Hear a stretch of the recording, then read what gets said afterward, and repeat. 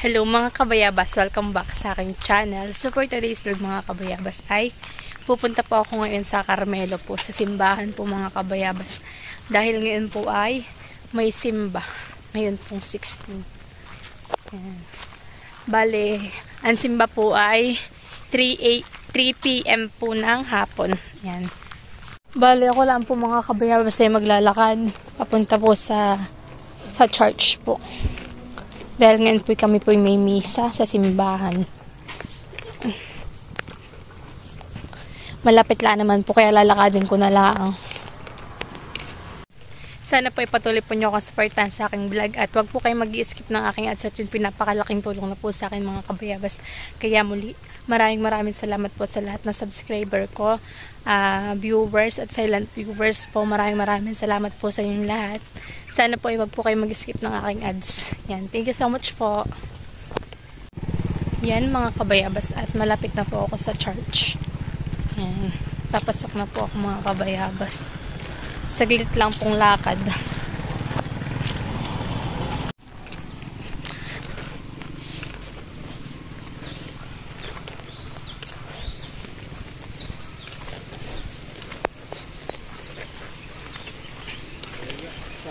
Bali ako po yung nakapayong lang at mainit po ang panahon. Ayun. Bali, pastry na po. Ang nakalagay naman po dun sa post ay 3 p.m. Lumakan ka na. Maaari ka nang kumain at uminom. Naririnig ko na nagulos na wala. Samantalang siya ay kumakain at umiinom. Tumakyat sa Elias sa turok ng Carmelo. Sumubsob sa lupa. Sinabi niya sa kanyang usan, tumaas ka pa ng kaunti at tumanaw ka sa dagat. Tumakyat nga ang usan at tumanaw sa dagat. Wala ko kung makita ang anuman, wika ng usan. Ulitin kong makapito, utos ni Elias. Sa itong pagtanaw, napasigaw ang usan. May nakikita po akong gapalan na ulap na pumapailang mula sa dagat. Madali ka, sabi ni Elias. Sabihin mo kay Ahab na singkawan ang karwahe at lumusong paran. Baka siya hindi makaalis dahil sa ulan. Kapag na kayo nagiging ang langit sa kapal ng ulap at biglang umuhos ang malakas na ulan. Sumakay si Ahab sa karwahe at nagmamadali nagtungo sa Jezreel. Kinasihan si Elias ang kapangyarihan ng Panginoon. Nililis niya ang damit at tumakbo sa unuhan.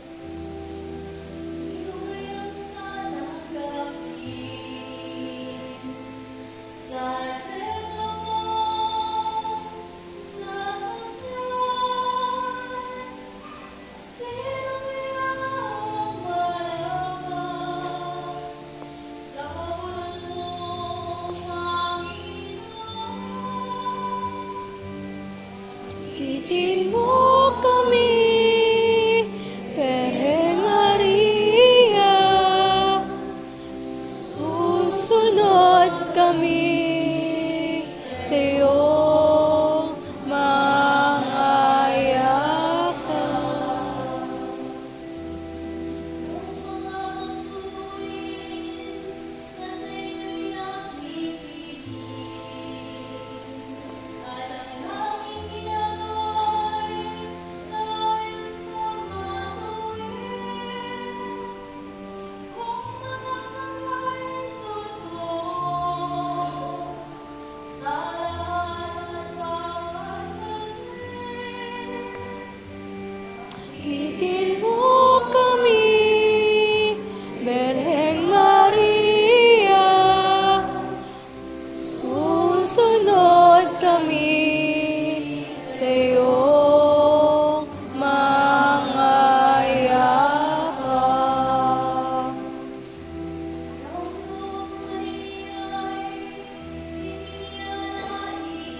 Ang ako, kaya't hindi ka na nagiging kundi anak. Sapagkat anak, ikaw ay nagpapagmana ayon sa kalooban ng Diyos. Ito ang salita ng Diyos. Salamat sa Diyos. Tumayo po tayo bilang paggalang sa mabuti na kailangan. Katotohanan. Hallelujah. Hallelujah. Hallelujah. Ikaw, Panginoon, ang siyang lahat ng buhay. Ang ito, katotohanan. Hallelujah.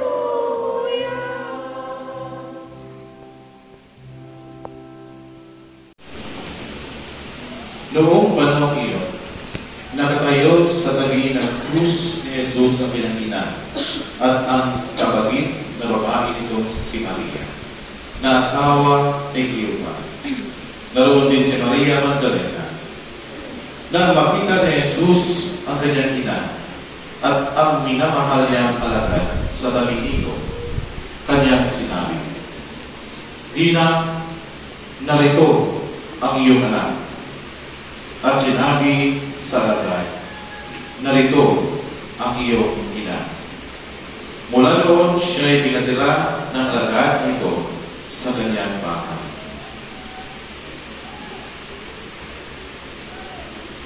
Ang mabuting balita ng Panginoon. Pinupuri ka namin, Panginoong Jesucristo. Maupo po tayo. Sa panganay po namin kay Padre Mario, siya po yung medyo senior na sa amin. Kay Padre Raymond, kay Padre Dennis, at kay Padre Ramil, at meron pa po isang pari sa likod, si Padre Linay. Nahuli lang siya ng mga 5 minutes. Sa inyong lahat, happy fiesta po. Parang nagugutom yata tayo. Happy fiesta! Nung sabihan mo ako ni Sister Lenny na mag-misa ngayong 16, I was thinking then na ang audience ko mga kabataan ulit. Akala ko yun lang ang inisahan ko. Ako'y nagulat, marami palang tao. Itong papel pala na ito ay pang-bispo. Malay natin.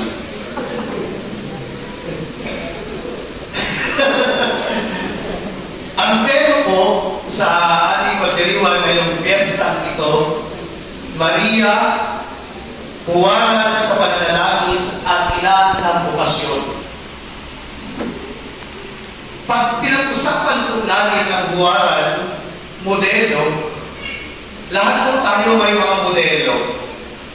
Dahil po minsan sa hawig ng pagsusuklay natin, minsan may mga modelo tayo. Amen. Amen. Lalo na sa mga kabataan ngayon. Meron tayong mga iniidolo, artista, mga panauhin, mga modelo na kita natin madalas sa TV o social media. Amen. Amen. Ngayon, ang sikat, nariyan din yung mga napapanahon ng mga sikat na nakanta at naawit. Nandiyan yung bini. Di ba? So, minsan, parang kahit ako, napapatuntog mo rin yan sa sasakyan. May mga modelo tayo. Minsan, sa mga kalalakihan naman, naging modelo natin, Istanbul. Kani? Yung iba, wala na si Mukang eh. Nandiyan na si Bubbles. Minsan, may iba't iba tayong modelo. Pero sa buhay Kristiyano, meron din tayong mga modelo. Nariyan din yung mga kanilang pustahan, paghihiwalay ng ina at ng anak dahil sa kamatayan. Pero naroon yung isang ina, inaabangan yung anak, binabantayan yung anak, ayaw niyang iwanan yung anak. At naroon din yung anak na ayaw iwanan ang kanyang nanay na walang magpapatay. Di ba ang ganda ng sinabi ni Jesus kay Maria, "Babae, narito ang iyong anak. Anak, narito ang iyong ina."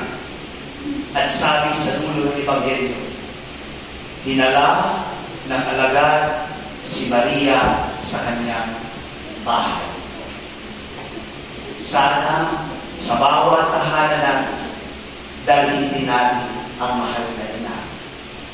Dapat sa bawat tahanan natin, instead na mga kalendaryong mga hubad ang dinalagay sa bawat pintuan, dalhin natin ang ina ng Monte Carmelo. Dalhin natin si Maria, ang modelo ng pananalangin at ina ng bukasyon. Kaya sa araw na ito, sa pagdiriwang natin ang kapistahan ni Maria, ina ng Monte Carmelo, ipanalangin din natin sa Panginoon na lumanginawa ang bukasyon ng pagmamahal at pagpapari. Pansinin niyo po, dito sa kreatura ng Infanta, uunti rin po ang mga pari. No? Kakaunti kami. Kami mga bata na pari, kakaunti din. Marami po sa amin, medyo mailan na. No?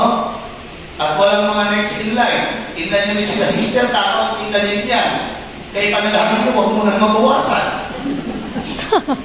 Panalangin kayo managdagan, pero huwag mo nang mabawasan.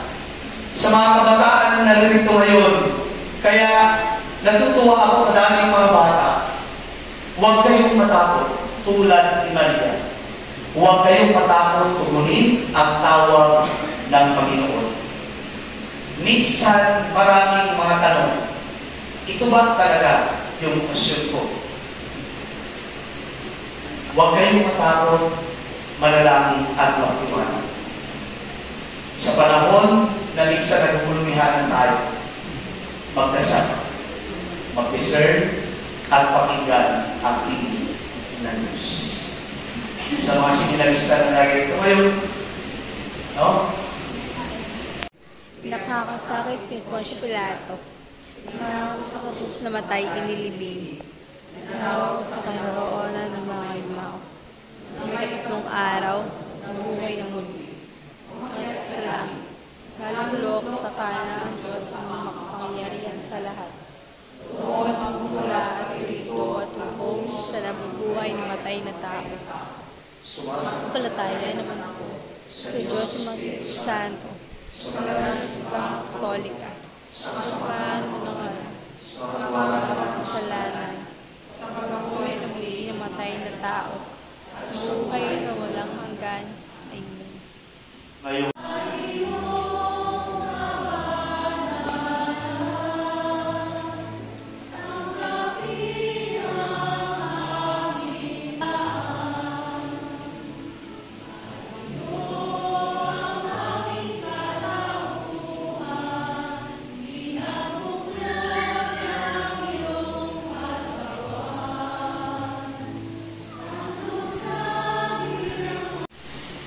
Alalahanin mo rin ang mga kapatid naming nahinday na may pag-asang sila muling mabubuhay, gayon din ang lahat ng mga humano. Hawa mo sila patuloyin sa iyong kaliwanagan, hawa at pinapakagag lahat na makasal sa iyong buhay na walang wakas. Kaysa ng mahal na Birhen Maria na ina ng Diyos, kaysa ng mga apostol at lahat ng mga banal na namuhay dito sa daigdig ng kaluluwa sa na ipagluwalawan namin ang pagpupuri sa kararangan sa makikalimanan ng aming Panginoong Jesucristo.